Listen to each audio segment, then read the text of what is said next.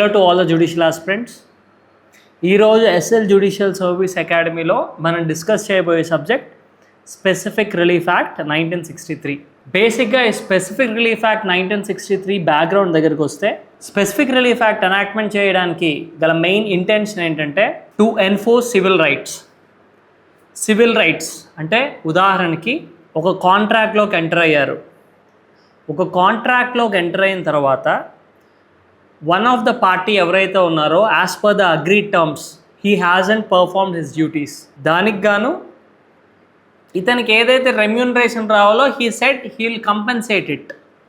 But ఆ compensation ఏదైతే ఉందో అది కనుక ఈ కాంట్రాక్ట్ పర్ఫామ్ చేయగా వచ్చే అమౌంట్ కానివ్వండి, లేకపోతే చేయడం ద్వారా ఇతనికి వచ్చే లాభం వల్ల కానివ్వండి, ఈ కంపెన్సేషన్ సరితూగకపోతే అప్పుడు ఇతను ఏం చేయొచ్చు, ఇతనిని ఆ కాంట్రాక్ట్ నువ్వు ఖచ్చితంగా పర్ఫామ్ చెయ్యి అని చెప్పి కోర్టు ద్వారా అడగవచ్చు. సో ఈ సివిల్ రైట్స్ ఎన్ఫోర్స్ చేసేది ఏదైతే ఉందో the basic intention between the enacting of specific relief act 1963. ఇది మనకి ఎక్కడ కనిపిస్తుంది? సెక్షన్ 4 ఆఫ్ స్పెసిఫిక్ రిలీఫ్ యాక్ట్లో చెప్పుకుంటాం. So that will decide. ఈ సెక్షన్ 4ని మనం ఫర్దర్ సెక్షన్స్లో వెళ్ళినప్పుడు చదువుకుందాం.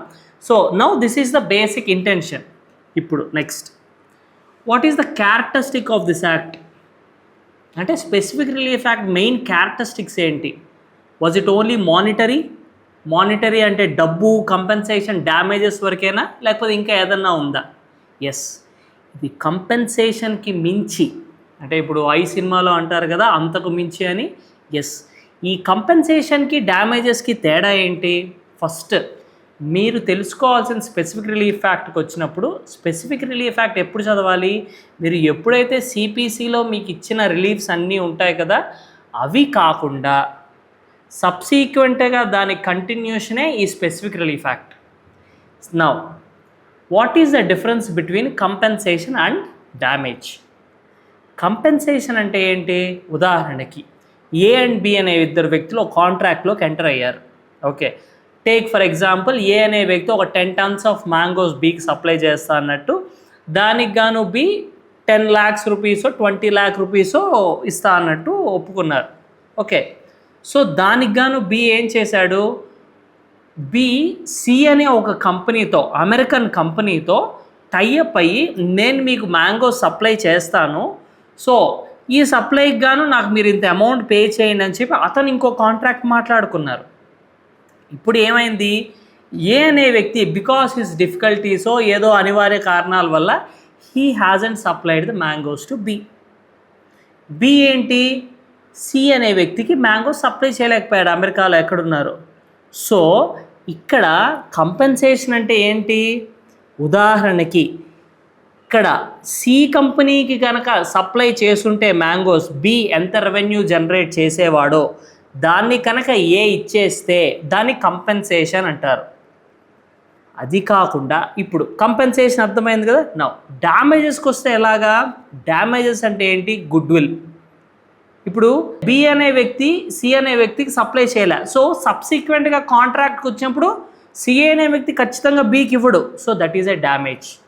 ఈ మధ్యలో ఏ సప్లై చేయకపోవడం వల్ల సి అనే వ్యక్తి బి అనే రకరకాల మాటలను ఉంటాడు, రకరకాలుగా ఫోన్లు చేస్తుంటాడు, రకరకాలుగా మెయిల్స్ టార్చర్ చేస్తుంటాడు. సో ఈ mental agony which cannot be calculated through monetarily ఏవైతే ఉన్నాయో వీటన్నిటిని కూడా డ్యామేజెస్ కిందకి ఇచ్చేసుకుంటారు. సో ఈ స్పెసిఫిక్ రిలీఫ్ యాక్ట్ అనేది బేసిక్గా other than compensation, damages and specific performance of a contracts మీద డిపెండ్ అయి ఉంటుంది.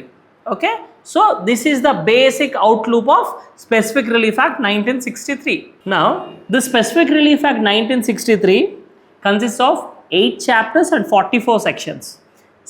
Chapter to chapter, section to section మనం ఇక్కడ చదువుకుందాం. Okay, next first very very very important section. Other than ఒక యాక్ట్లో ఎప్పుడు కానీ షార్ట్ టైటిల్, లాంగ్ టైటిల్ అని రెండు ఉంటాయి. ఓకే, ఇవన్నీ ఎక్కడ కూడా మనకి సెక్షన్ 1 ఆఫ్ ఎవ్రీ యాక్ట్లో కూడా ఉంటాయి. లాంగ్ టైటిల్ అంటే ఏంటి? స్పెసిఫిక్ రిలీఫ్ యాక్ట్ 1963 అంటే నా పేరు Sharan Kumar. Okay, so this is my long title, అంటే జనాలు నన్ను ఈ పేరుతో పిలుస్తున్నారు కాబట్టి that is my long title. What is the short title? What is the intention behind enacting this act? అసలు ఎందుకు ఎనాక్ట్ చేశారు, ఎప్పుడు ఎనాక్ట్ చేశారు, ఏ కారణం మీద ఎనాక్ట్ చేశారు అనేది short title. The intention behind enacting legislations అనేది ఈ షార్ట్ టైటిల్లో ఎప్పుడూ ఉంటుంది. Okay, so directly come to the important section, that is section 4 of specific relief act. Section 4 of specific relief act says specific relief to be granted only for enforcing individual civil rights and not for enforcing penal laws. ఇప్పుడు మీకు బేసిక్గా ఈ section 4 దేని గురించి చెప్తుందో ఒక చిన్న example ద్వారా చెప్పేస్తాను. First, enforcing civil rights. Second, penal loss.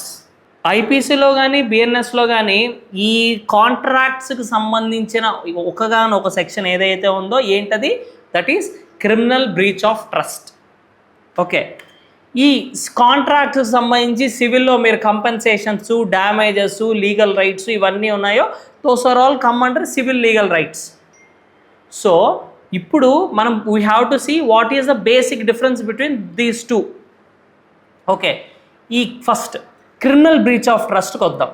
ఉదాహరణకి ఏ అనే వ్యక్తి బి అనే వ్యక్తికి, బాబు నా ప్రాపర్టీ ఇది, ఏ చెప్తున్నాడు ఏంటని, ఈ 1000 స్క్వేర్ ఫీట్ ప్రాపర్టీ ఏదైతే ఉందో ఇది నాది, నేను యూఎస్కి వెళ్తున్నాను కాబట్టి నేను వచ్చేంత వరకు ప్రాపర్టీని యాజ్ ఇన్ కండిషన్లో నువ్వు చూసుకో అని చెప్పి బీకి ప్రాపర్టీని ఎంట్రస్ట్ చేసి వెళ్ళాడు. కానీ బి ఏం చేశాడు, ప్రాపర్టీని దాంట్లో వాడి మొక్కలు పెంచుకోవడమో లేకపోతే రకరకాల వ్యాపారాలు చేసో ఏదో ఇంకా 10 years ఉంది అతను రావడానికి, సో అందుకని చెప్పి ఈ టైం లోపల దాని ద్వారా రెవెన్యూ జనరేట్ చేద్దామని ఆ ప్రాపర్టీని యూస్ చేసుకోవడం మొదలుపెట్టాడు. సో ఈ విషయం ఏకి తెలిసింది.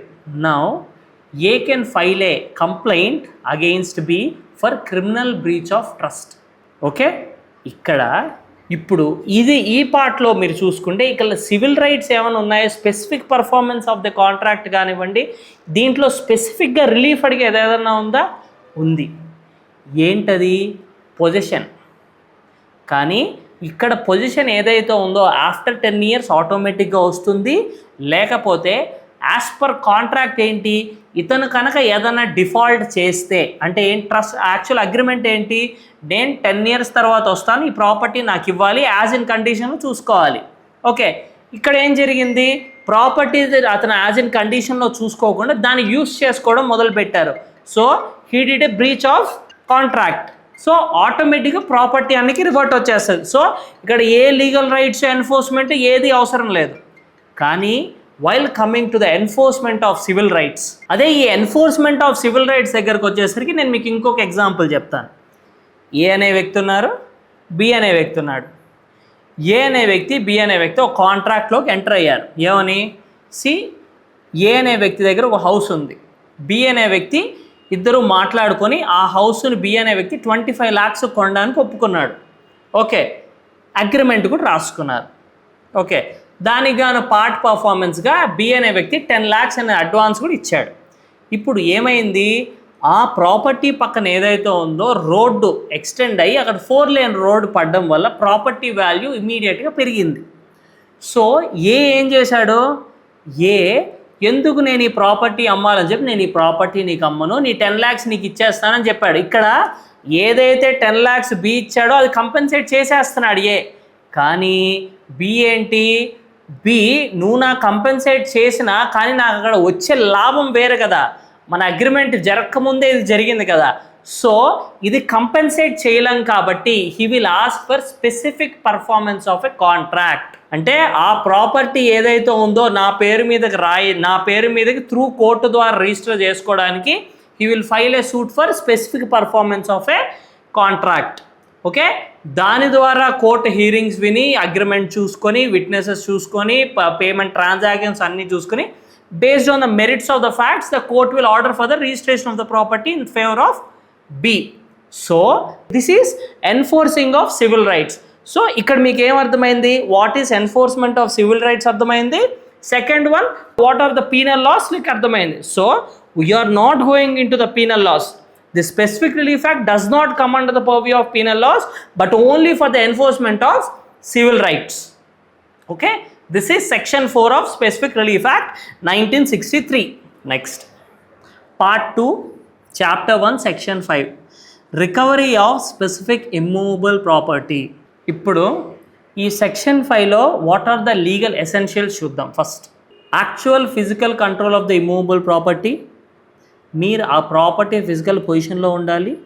సెకండ్, ఓనర్షిప్ ప్రూవ్ చేసుకోగలగాలి. Second ingredient. What is the third one? It has to be immovable. So ఈ సెక్షన్ 5లో బేసిక్ 3 ఎసెన్షియల్స్ అయితే ఈ 3. Okay, now coming to the section.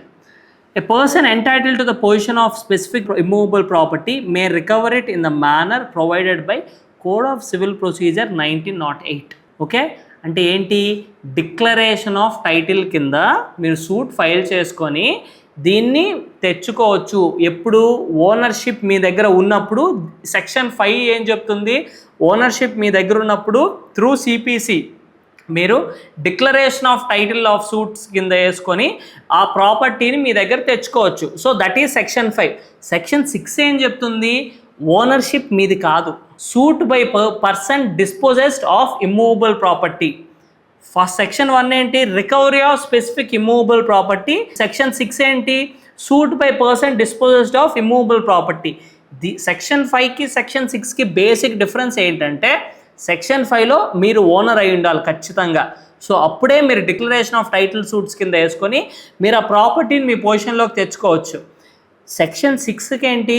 Property me position మీరు ఓనర్ కాకపోయినా కూడా మీరు ఇంతకుముందు నేను ఆ ప్రాపర్టీ పొజిషన్లో ఉండేవాడిని, ఆ ప్రాపర్టీ మీద నాకు ఇప్పటికీ రైట్ ఉంది అని మీరు కనుక ప్రూవ్ చేసుకోగలిగితే ఇమీడియట్గా ఆ ప్రాపర్టీ అనేది మీకు ఇస్తుంది. That is the section 6. ఉదాహరణకి మీరు ఏదన్నా ప్రాపర్టీ లీజ్ తీసుకున్నారనుకోండి, ప్రాపర్టీని మీకు లీజ్ పీరియడ్ ఉన్నప్పటికీ కూడా ఓనర్ ఎవరైతే ఉన్నారో మిమ్మల్ని టర్మినేట్ చేశాడనుకోండి, పంపించేశాడనుకోండి, అప్పుడు you will have a right to file A suit under the section 6 to get the position of the property back. ఇప్పుడు ఇక్కడ మీరు ఏం ప్రూవ్ చేసుకోవాలి? సెక్షన్ 6 ప్రకారం మీరు ఇంతకుముందు పొజిషన్ ఉన్నాను ప్రూవ్ చేసుకోవాలి. రెండోది ఏం ప్రూవ్ చేసుకోవాలి? మీకు ఇంకా నాకు రైట్ ఉంది ఆ ప్రాపర్టీ మీద అని చెప్పి ప్రూవ్ చేసుకోగలగాలి. నెక్స్ట్ థర్డ్ వన్ ఏంటి? ఆ ప్రాపర్టీ కాకుండా నాకు ఇంకా వేరే సోర్స్ లేదు, నేను నష్టపోతాను అని చెప్పి కోర్టుకి చూపించుకోగలగాలి. ఈ 3 ఎప్పుడైతే చూపిస్తారో అప్పుడు కోర్టు ఇమీడియట్గా ఆ పొజిషన్ అనేది మీకు అందజేస్తుంది based on the merits of the facts. Okay, so that is section 6 of specific relief act. ఇంకోటి, what are the conditions to file a suit under section 6? First, date of disposition నుంచి 6 months తర్వాత ఎటువంటి suit file చేయలేరు. 6 months తర్వాత ఇలా నన్ను disposes చేశారు అని చెప్పి మీరు ఏ కోర్టులో కూడా వెళ్ళి అడగలేరు. సో వితిన్ 6 months మీరు కోర్టులో సూట్ అనేది ఫైల్ చేసుకోవాలి. Okay, second, no suit can be filed against a government. Okay, let it be 6 months తర్వాత కానివ్వండి, 6 months ముందు కానివ్వండి. ఇంకోటి, దీని మీద ఇచ్చే డిగ్రీ పైన ఎటువంటి అపీల్స్ ఉండవు unless exemplary circumstances and also there won't be any review. So that is section 6 of specific relief act. మీకు ఈ సెక్షన్ 5 and 6లో వేరియస్ కేస్ లాస్ అనేవి మా పవర్ పాయింట్ ప్రజెంటేషన్లో మీకు ఉన్నాయి. సో అవన్నీ మీరు చూసుకొని చదువుకోవచ్చు. సో నేను బేసిక్గా మీ కాన్సెప్ట్స్ అనేవి ఎక్స్ప్లెయిన్ చేసుకుంటూ వస్తున్నాను.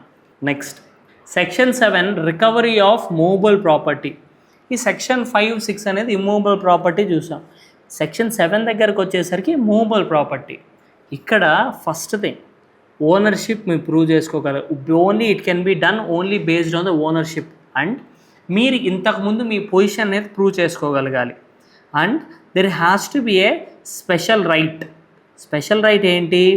Which means someone has a temporary but valid claim to possess the movable property. This could arise from a contract or an agreement where they have a legitimate reason to hold the property. First condition enti to ask for the recovery of movable property, ownership. మీ దగ్గర ownership ఉంటే ఆటోమేటిక్గా అడగచ్చు, లేదా మీరు ఒక special right చూపించాలి. దేని ద్వారా?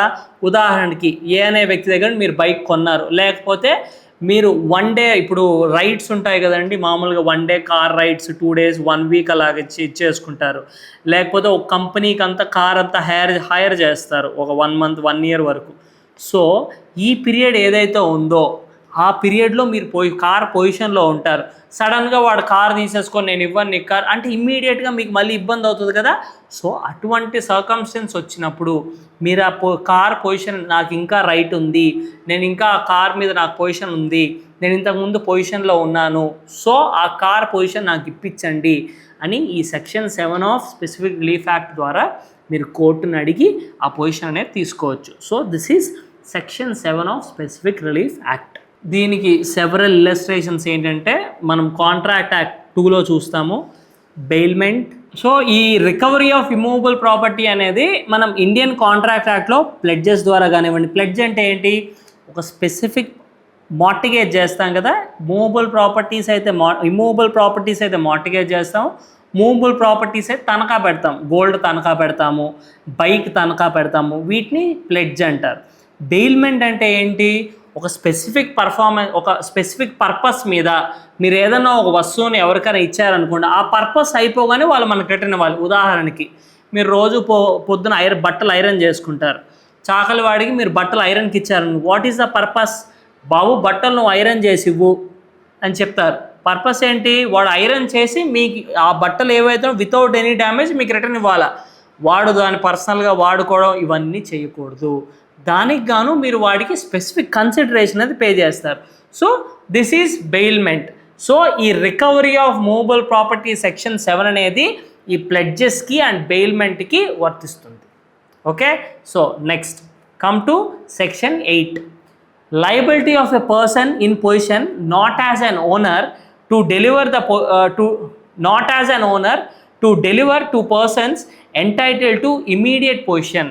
ఉదాహరణకి ఈ సెక్షన్ 8 దేని గురించి చెప్తుందంటే, ఉదాహరణకి మీరు ఏదన్నా గూడ్స్ కానివ్వండి లేకపోతే ఏమైనా పోగొట్టుకున్నారు, ఎవరికైతే ఆ గూడ్స్ దొరికాయో, లేకపోతే ఒక రింగ్ పోగొట్టుకున్నారండి, ఆ రింగ్ వేరే వాళ్ళకి దొరికింది.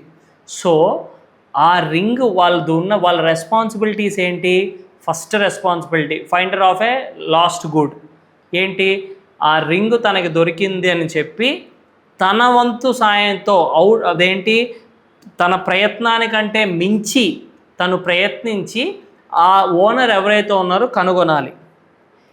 కనుక్కోని పక్షంలో దాన్ని అతను వాడుకోవచ్చు తప్ప అదర్వైజ్ అతను వాడుకోవడానికి వీల్లేదు.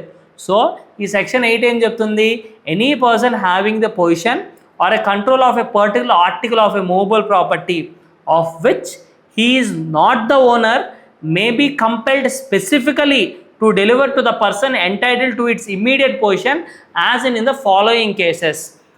తను ఓనర్ కాదు, తనదే, కానీ తన దగ్గర గూడు ఉంది. ఎప్పుడు ఇమీడియట్గా ఆ పొజిషన్ అదర్ పర్సన్కి ఇచ్చేయాలి అని కింద సర్కమ్స్టెన్స్లో మెన్షన్ చేస్తున్నారు. First one, when the thing claimed is held by the defendant as the agent or a trustee of a plaintiff. ఆ గూడు ఎవరిదైతే ఉందో అతని తరపున ఇతను ఒక ఏజెంట్గానో లేకపోతే ట్రస్టీ, ఒక సర్టైన్ పర్పస్ ఇంతవరకు నువ్వు పెట్టుకో జాగ్రత్తగా గూడ్ నేను వచ్చి మళ్ళీ తీసుకుంటాను, అదే టైం పీరియడ్ కానీ ఆ పర్పస్ కానీ అయిపోగానే ఇమ్మీడియట్గా ఆ మూవబుల్ ప్రాపర్టీని రిటర్న్ చేయాలి. This is first case. Second case, when the compensation in money would not afford the plaintiff adequate relief for the loss of a thing claimed, loss of goods. Owner దొరకగానే ఇమ్మీడియట్గా ఆ goods అనేవి return ఇచ్చేయాలి. What is the third one? When it would be extremely difficult to ascertain the actual damage caused by its loss. Fourth one, when the position of the thing claimed has been wrongfully transferred from the plaintiff. ఏదైతే property రాంగ్ఫుల్గా transfer అయి ఉంటుందో, అంటే plaintiff interference లేకుండా అతని నుంచి position తీసేసుకుంటారో, ఇమ్మీడియట్గా అది తెలియగానే కోర్టు ద్వారా ఆ పొజిషన్ అనేది ఇమ్మీడియట్గా రిటర్న్ ఇవ్వాలి. Okay, so this is section 8. దీనికి ఎక్స్ప్లెనేషన్ ఏమి ఇచ్చారు, ఎక్స్ప్లెనేషన్ అంటే ఏంటి, అదర్వైజ్, ఎక్సెప్షన్స్ ఏంటి, unless and until the contrary is proved the court shall in respect of article of movable property claimed under clause B or clause C of this section presume that compensation in money would not afford the plaintiff adequate relief for the loss of a thing claimed as the case may be. అంటే ఆ product ఏందో దాని బదులు నేను amount ఇస్తాను అన్నా కూడా court అనేది ఒప్పుకోదు. ఎందుకు? క్లాస్ బి క్లాస్ సి ప్రకారం ప్లెయింటిఫ్ డ్యామేజ్ ఏదైతే జరిగిందో that cannot be calculated in the form of money. So దాన్ని ఎయిదర్ యాక్చువల్ ప్రోడక్ట్ అనేది ఇవ్వాలి, అదర్వైజ్ డ్యామేజెస్ అనేవి ఇతను క్లెయిమ్ చేసుకోవచ్చు. ఎప్పుడైతే ఈ డిఫెండెంట్ ఉన్నారో అతను ఆ ప్రాపర్టీని రిటర్న్ ఇవ్వలేని పక్షంలో. Next second one, that it would be extremely difficult to ascertain the actual damage caused by its loss. Plaintiff ఆ ప్రాపర్టీని కోల్పోవడం వల్ల ఆ డ్యామేజ్ ఏదైతే ఉందో దాన్ని క్యాలిక్యులేట్ చేయలేము, ఖచ్చితంగా ఆ ప్రాపర్టీయే కావాలా లేకపోతే ఇంకా డ్యామేజ్ క్యాలిక్యులేట్ చేయలేము అని అనుకున్నప్పుడు ఖచ్చితంగా ఆ ప్రాపర్టీనే మనకి రిటర్న్ ఇవ్వాలి. So this is from section 1 to section 8 of Specific Relief Act.